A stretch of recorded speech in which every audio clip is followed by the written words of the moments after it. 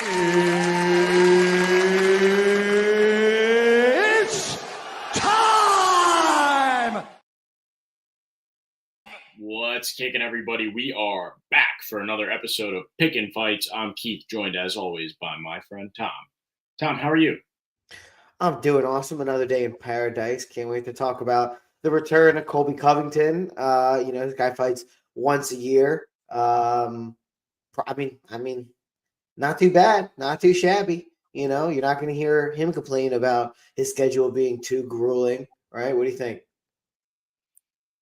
He's certainly on that load management schedule, and I'm still getting paid pretty well. So, whatever. Good for Colby. Glad to see him back, I guess. It has been a while, and his last performance was subpar, but we'll talk about all that later. We also have a pretty decent card leading up to that main event, though, too.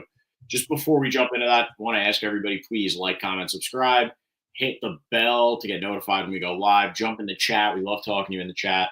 Hit us up on X, at Pickin' Keith, at Pickin' Fights Tom, at _Pickin' Winners, and same with the Instagram. And you can check us out on Spotify as well. Did I miss anything?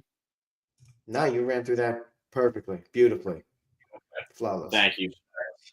Yeah, I mean, we got Colby Covington back. We got Swanson back. It's some vets. And oddly enough, I don't know if you remember the beef between Joaquin, Buckley, and Swanson a few months ago. Did you ever hear about that? The Twitter beef or X beef? Yeah, Joaquin, Buckley, and Swanson. Yeah. So the two of them had beef because, how do you say it? Joaquin? Joaquin, Buckley. Is that how you say it? I don't know. I guess that's best of my ability. Yeah, I don't know, because I always assumed it was like Joaquin Phoenix, but sometimes like people pronounce their names differently in the UFC. Maybe we should like hear some commentary or something. I'm trying to pull it up because it's gonna drive me nuts if we both say it this like two different ways the whole time. I'm gonna be like, who's saying it wrong? You know what I'm saying? But anyways, they had some beef. Buckley, Joaquin. That's what this guy says, but that guy doesn't look like a UFC. Yeah, I mean, it's also, he just has a video of how to pronounce that random name. Yeah. So Buckley had beef with Swanson because he said, I am the same age, or at my age right now, 30 years old, I feel like I could knock out GSP at 30. Don't hate. I'm just doing it. Maybe we could pull up the exact Twitter beef on the screen, but Cub said something along the lines of like, respect your elders or respect.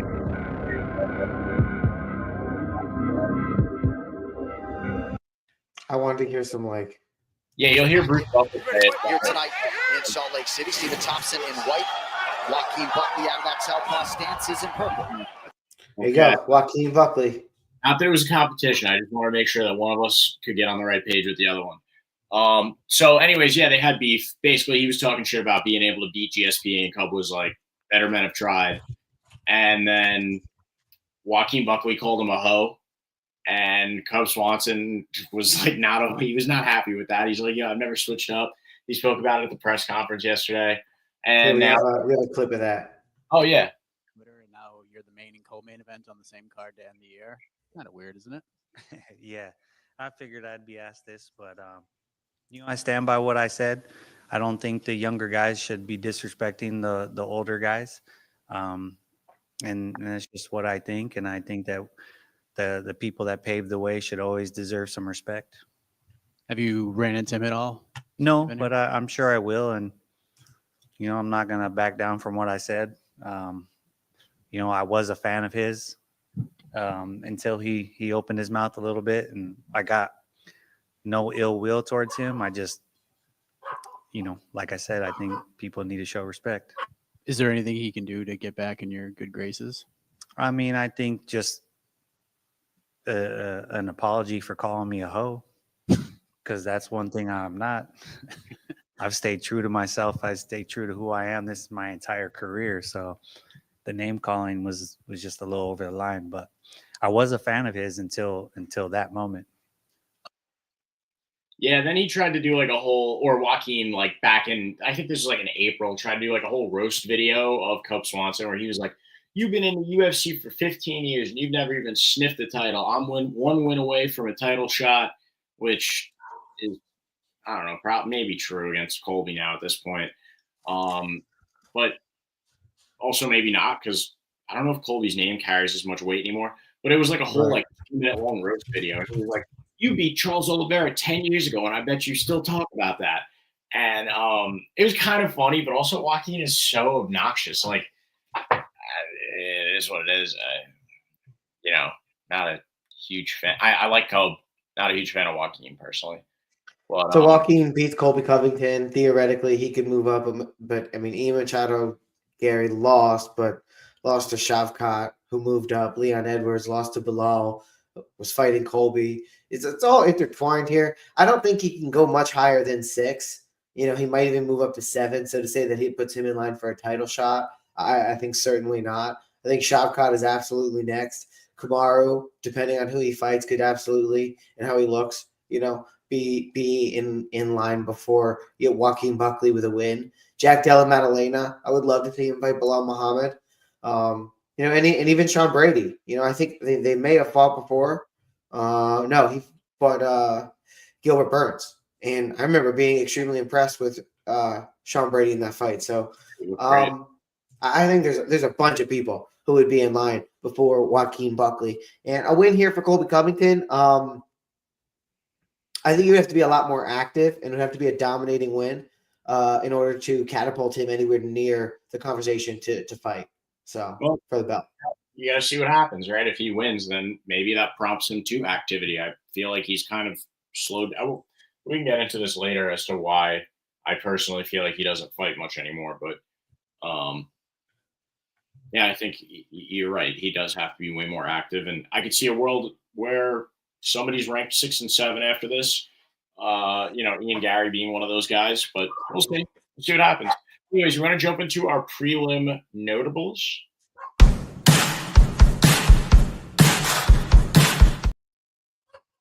right, why don't you kick us off?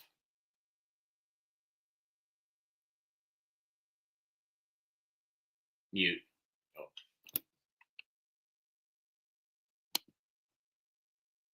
Hang on, you're muted. Tom, I could have sworn I hit the button. Well, anyway, I'll just go ahead and repeat what I was saying. We got Davey Grant taking on Ramon Taveras. And Davey Grant is a guy who's at 38 years old, going on 39.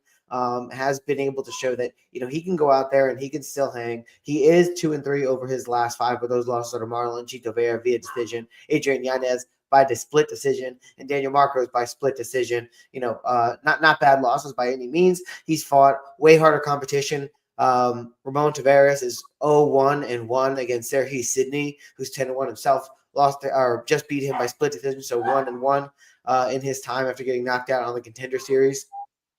I think that Davey Grant is a guy who, at this point, 38 years old, 39 years old, is a crafty veteran who'll be able to absorb any, powerful shots by Ramon Taveras. Even though he's minus 145, I could potentially see him, tiring out and, just having some trouble with a wily veteran like Davey Grant. So I'm going with Grant to get this one done for plus money to kick us off. He's, people on Tapology, 34 to 66% in favor of Taveras. But, hey, listen, I'm going to edge with the dangerous but slightly aging Davey Grant here. What do you think, Keith?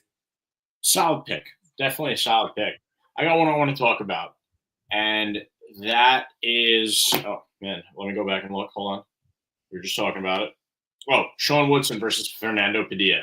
And I'm glad I remembered because Sean Woodson is 12-1, former heavyweight boxer. He used to be a really big guy. Now he's a super slinky, weird, unorthodox, great technique, but just incredible boxer for the UFC so far, in my opinion. And because of his boxing career, stand-up game is sick. He's gone the distance with guys like Charles Jourdain, Alex Caceres in his most recent fight, beating both of them, both pretty solid names, beating both of them by unanimous decision and just implementing his game plan both times. Dirty boxing, clinching up against the cage, body shots, using that boxing experience and then those weird wiry arms to land exactly where he wants to. Fernando Padilla is pretty solid, has wins against good guys so far in the UFC.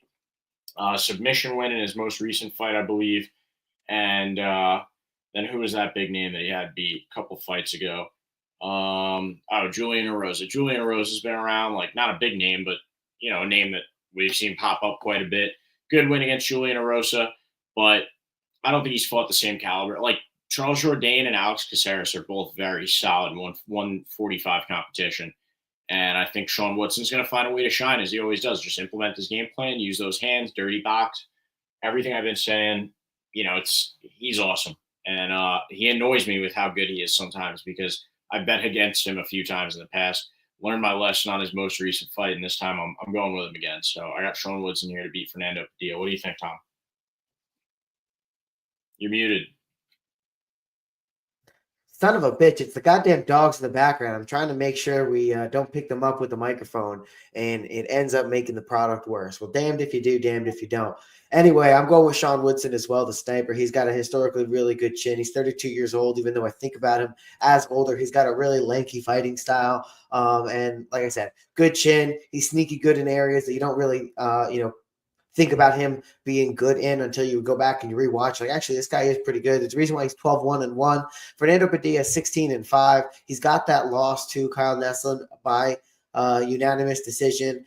He's got some submission ability. He's got some stand-up game, but I just like Sean Woodson to defend takedowns and land more shots, get this one done by decision.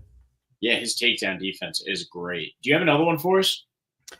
Yeah, I was going to go right into Drakkar Klose taking on Joel Alvarez, El Fenomeno. Joel Alvarez is minus 340 coming into this one. He is 21-3 overall at 31 years old, almost 32. He's really tall, 455 pounds, really at like the top end of where you see those guys, 6'3", 77-inch reach. Definitely going to have the advantage when it comes to stand up using that reach. He is 4-1 over his last 5. That one loss coming to Arman Sarukian, at the top of the division. I think he just got to fight against Islam Makhachev for the belt. So that's certainly a forgivable loss. Other wins against Mark Chukasey by submission, Elvis Brenner by knockout. Elvis Brenner, no joke there. Wins over Thiago Moises, Alexander Yakovlev by submission. He's an extremely well-rounded fighter, and I think compared to Drakkar Klose, who, yes, he had that loss to Beneil Dariush, and he is 4-0 since. Beneil Dariush is the loss. He has wins over Brandon Jacob by knockout, Rafa Garcia by decision, Joe Solecki by knockout by slam, where Solecki kind of knocked himself out. And then Joaquin Silva, who's, kind of aging and fought him to a decision. I think we're just dealing with two different calibers of fighters here. 36 years old for Drakkar Klose versus the younger guy in Joel Alvarez. I'm going with El Fenomeno to get this one done. I think we're just, two different calibers of fighters, and Alvarez is far more well-rounded at that. So, yeah, I'm really glad that you brought this fight up. I really wanted to talk about this. You can't say much more outside of what you said, besides the fact that Joel Alvarez is extremely good on his feet. Really nice kicking game, great striking, will climb on your back and try and choke you out. Super dynamic, throws a lot of spinning attacks. And you can't forget that Drakkar Klose has a particular weakness when it comes to spinning attacks. That's what he got knocked out by Beneil Dariush. And then Joel Alvarez, once he smells blood, rather than going in, and just wailing on you with shots, he'll try and wrap something up, even standing. We saw him attempt standing guillotine chokes in his last fight around against Elvis Brenner. We saw him try to climb on Elvis Brenner's back. And that shows, a lot of confidence too, because Elvis Brenner is Brazilian, pretty competent at jiu-jitsu, and he's not afraid to tangle with you in any aspect of the game. So for very good reason, he is a minus 340 favorite, but I am going with Joel Alvarez here. I think he's going to get this one done within the distance. What do you think, Tom? Well, what do you got next for us? Yeah. Up next, I have Michael Johnson taking on Ottoman Azatar, and I'm going to be going with the slight 185 favorite in Johnson. He's the older guy here, but the reason I'm going to be going with him is because he's still exhibited that he's got a lot of his speed left. It is technically the first thing that you usually see go with guys as they age, but Michael Johnson with a 73.5-inch reach, he makes himself feel longer. I feel like when he boxes, he uses distance extremely well. He mixes up punches and kicks, and like I said, he's fast and he's got that quick reaction time. Ottoman Azatar, we've seen the quote-unquote bulldozer be bulldozed his last 2 fights. Knockout via ground and pound to Francisco Prado, and a hook, knockout from Matt Frivola. 3 wins before that: Kamaworthy, Timu Pakilan, and Danej Kokora. I'm just running through those names to make, to get through it as fast as possible. Technically, these guys are both 3-2 over their last 5, but I think the quality of opponents for Michael Johnson, taking a split decision loss to Jamie Malarkey, I think says a lot. Jamie Malarkey, historically, a guy who can take a lot of damage. We have seen him get knocked out as of late, but 2.5 years ago, he still had that chin. So I don't think that's a terrible loss. Knockout by Diego Ferreira, but hey, listen, I think Michael Johnson, even though he's not at the top of the division, I think still at 38.5 years old here, a little bit of the bigger guy, or at least lengthwise. The speed and shots down the pipe, I think, is what proves to be Ottoman Azatar's biggest flaw. He gets hit by those, and I know ultimately that Matt Frivola knocked him out with hooks, and the ground and pound was Francisco Prado, but I just think the speed of Michael Johnson is going to be the difference maker here, being able to step off just a little bit more well-rounded on the feet. So I'm going Michael Johnson. That's a solid pick. Definitely solid. You just got to see, because, as he gets older and older, the speed is one of the first things that you lose, but he hasn't shown any signs just yet. So could be a good pick.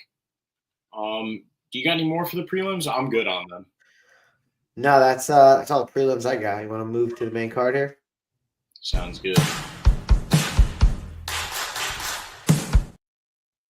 All right, opening up this main card, we have, I believe it's Navajo Stirling, or Stirling Navajo. Yeah, Navajo Stirling, sorry, out of Auckland, New Zealand. And funny enough, just fighting his neighbor, Tuco Tokkos.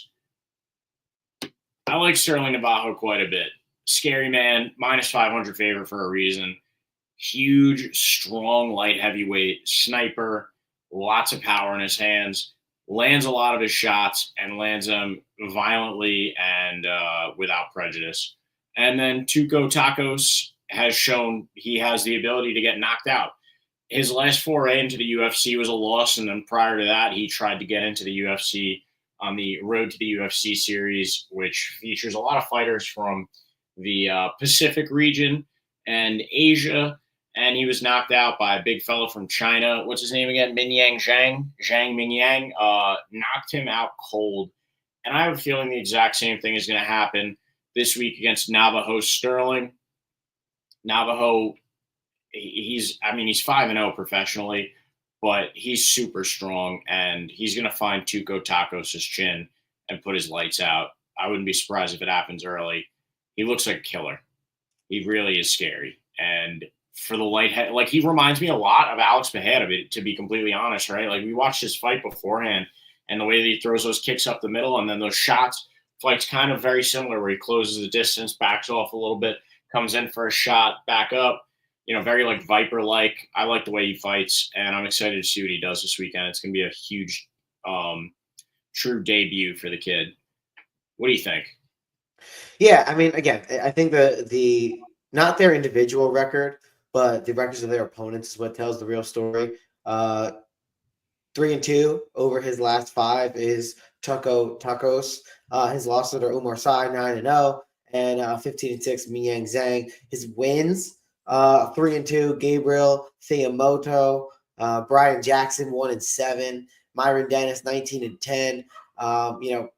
With how potentially exciting and how much knockout power Navajo Stirling has here, with as cool of a name as Navajo Stirling, this guy, you can sense, Dana White and the UFC want to turn into something. So it doesn't surprise me that he's getting a main card opening fight on a fight night, but against somebody who he should go out there and get a stylistic knockout over. So I'm going to make a bold claim, and I've asked quite a bit if anybody has any of those sports investing apps, if any of them are any good, or if they really pay out.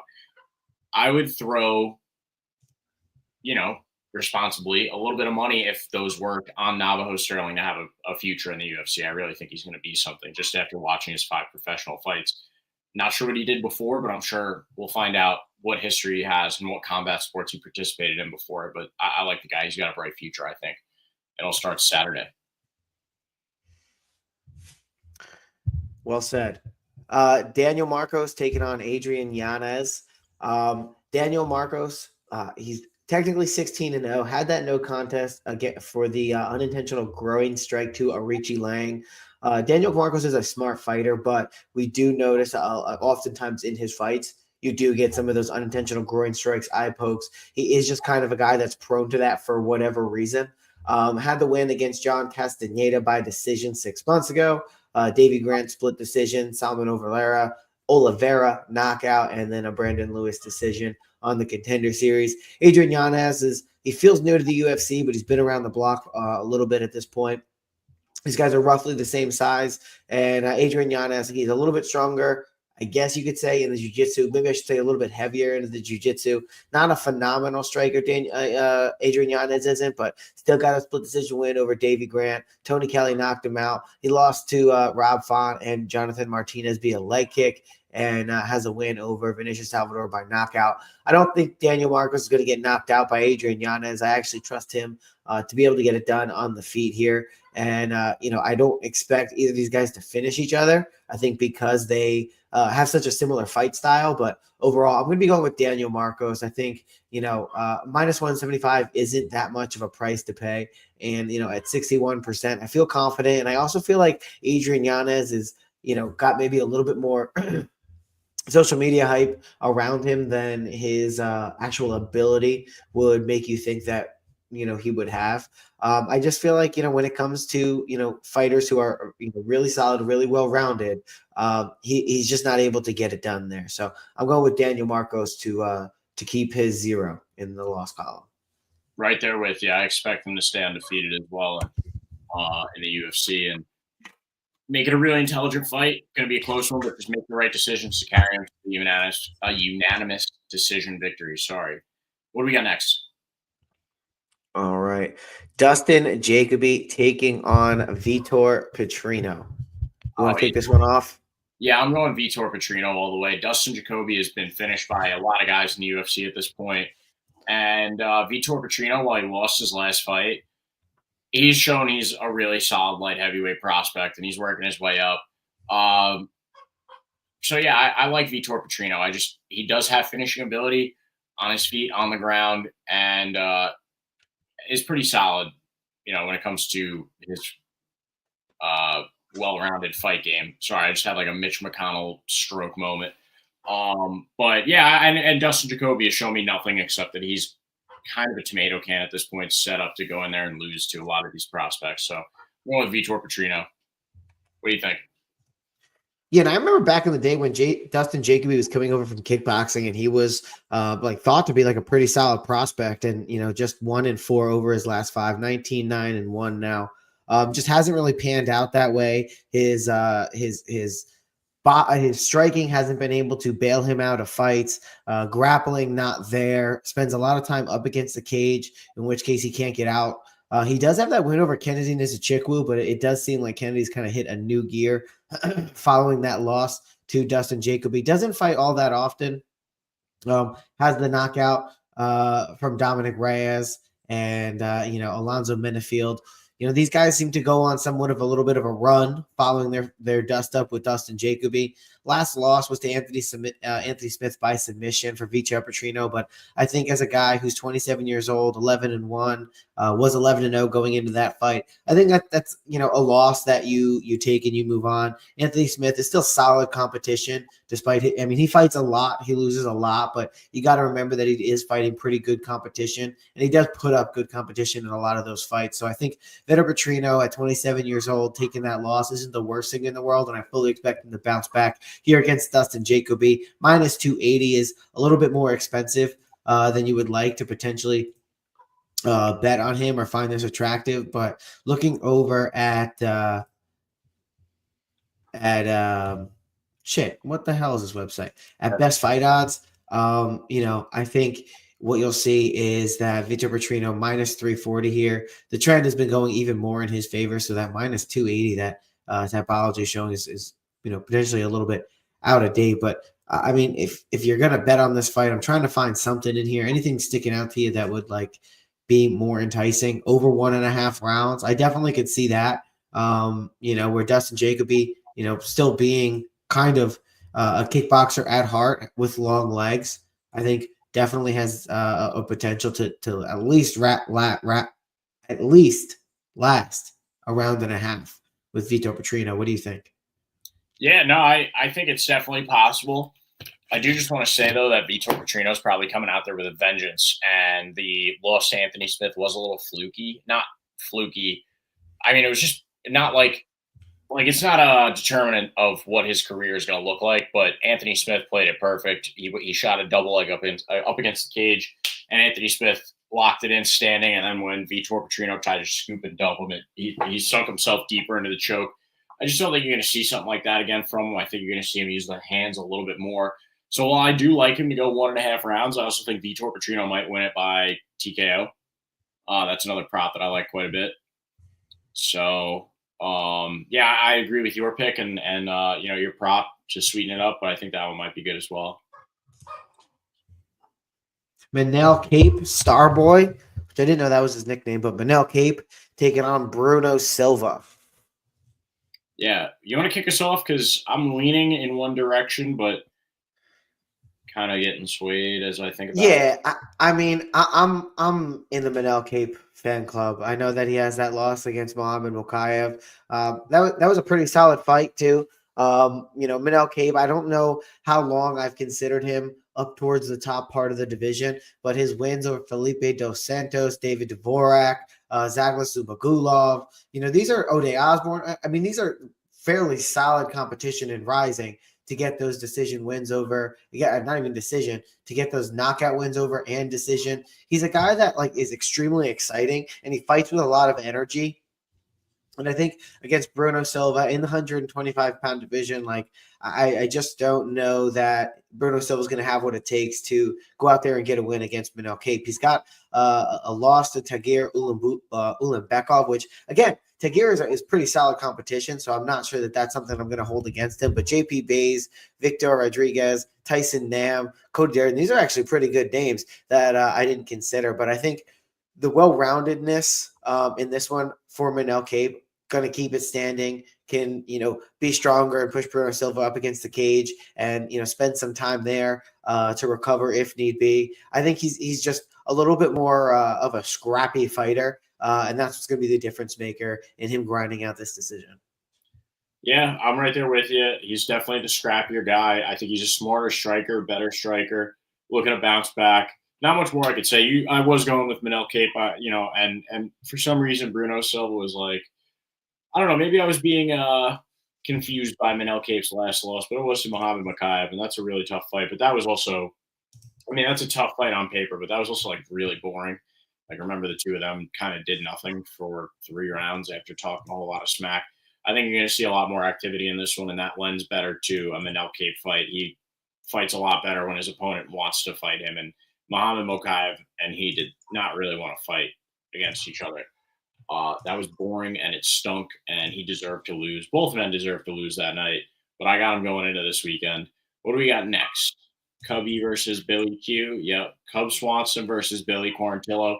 This is a tight fight on paper. Both of these guys, 2-3 over their last 5, but both of them extremely electric fighters. Cub Swanson has a Hall of Fame fight, maybe a couple at this point, but most recently I remember he had one. I can't remember who it was against now. It might have been the Korean Zombie, but anyways, and Cub's beaten some really great guys throughout the years. Just now he's 41.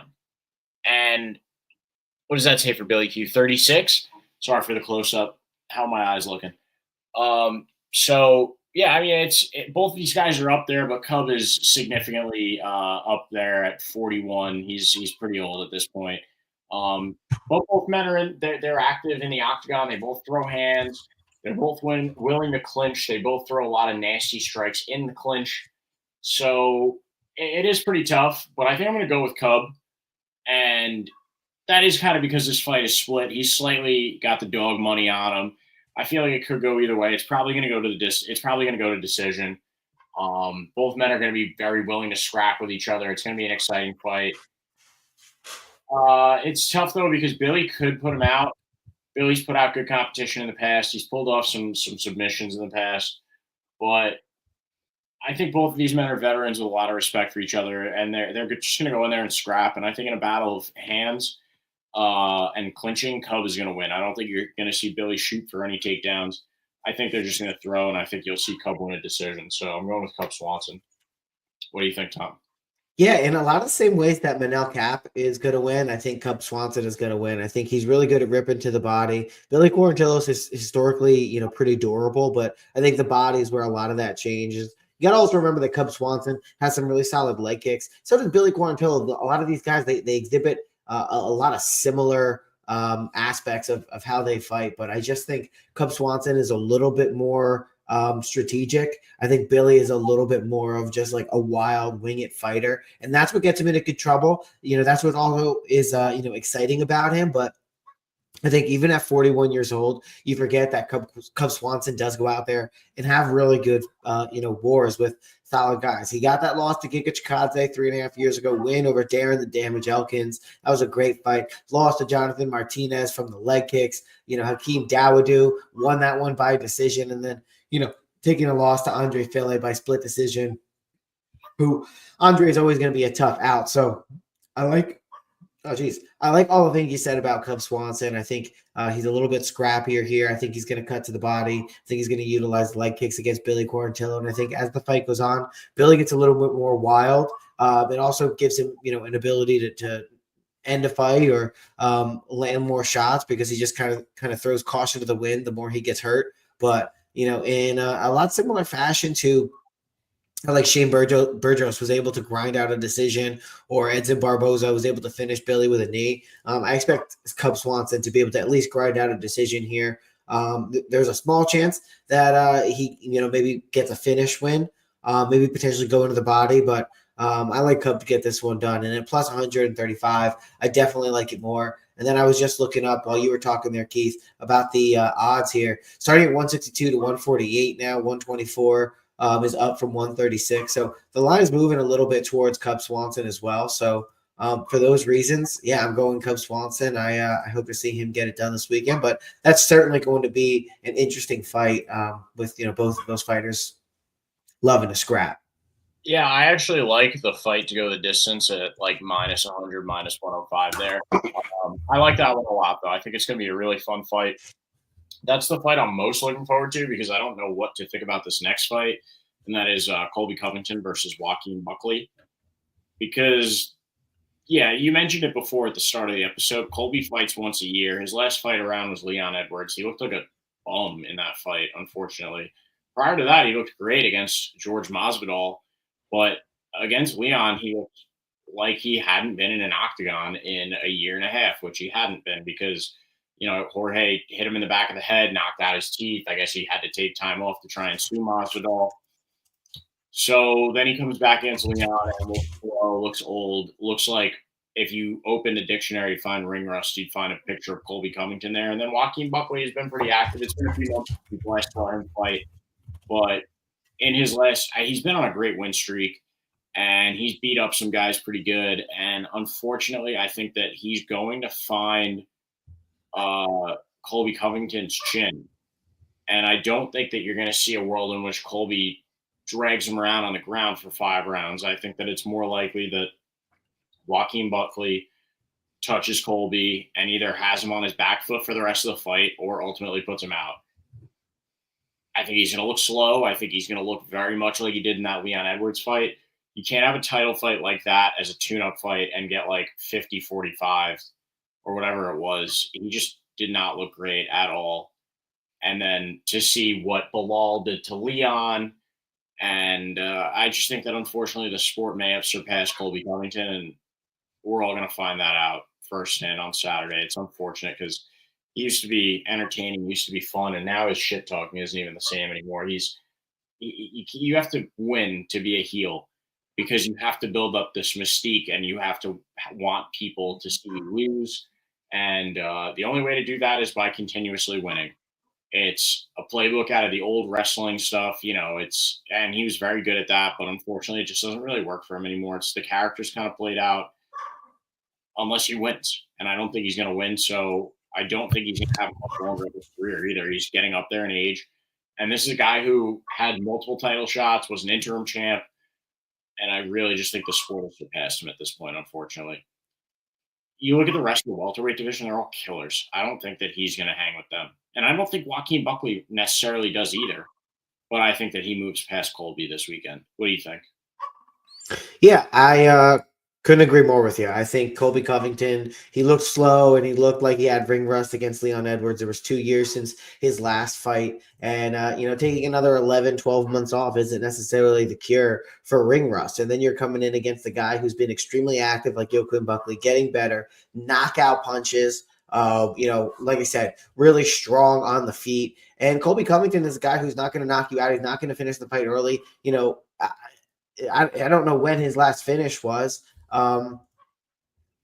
Actually, it was Tyron Woodley because Woodley had a rib injury. Tyron Woodley went on to get finished 2 more times by Jake Paul. So, I mean, Colby Covington is not necessarily what you would call a steady fighter. Hard to predict what we're going to get at this point. It is basically, even though he was out 11 months, that's still only half as long as he was out last time. So maybe this is considered active for him. He's, fighting at least on the cadence he's used to, which is once a year, which is hard to even believe. Like you said, the shtick is kind of played out, and I'm not as interested in it when you're losing.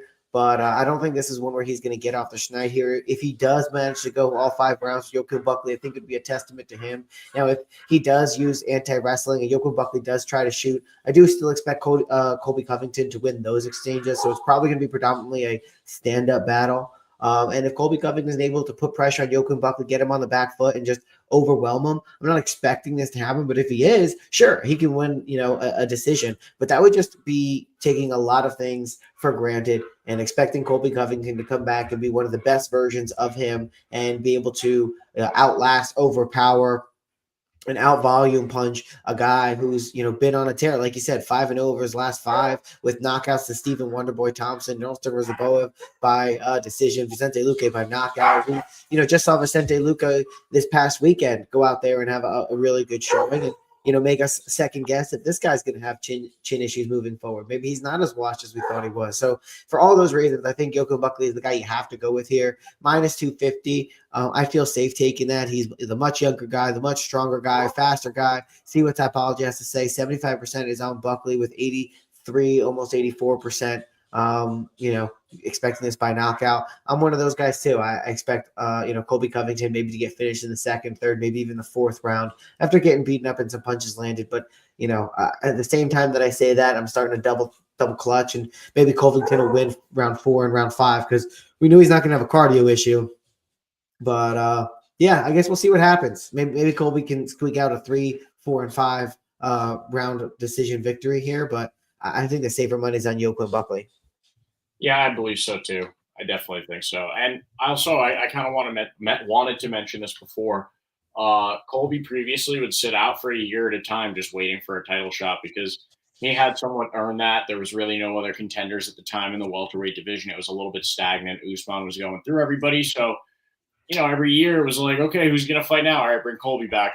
And now I think his confidence was kind of shattered after that Leon fight to the point where I didn't know if we were ever going to see Colby back. So, I don't know if that's the case and his confidence took a hit, then I super don't feel great about him here. And the way that he speaks on the mic, he doesn't sound confident anymore either. He sounds like me right now as I'm falling asleep on the stream. Because I am getting tired. Let's put a bow on this thing. We ran through all of our picks. I don't think that this is going to go the distance. And I think that, unfortunately, Colby's going to get knocked out in like round 3 or 4.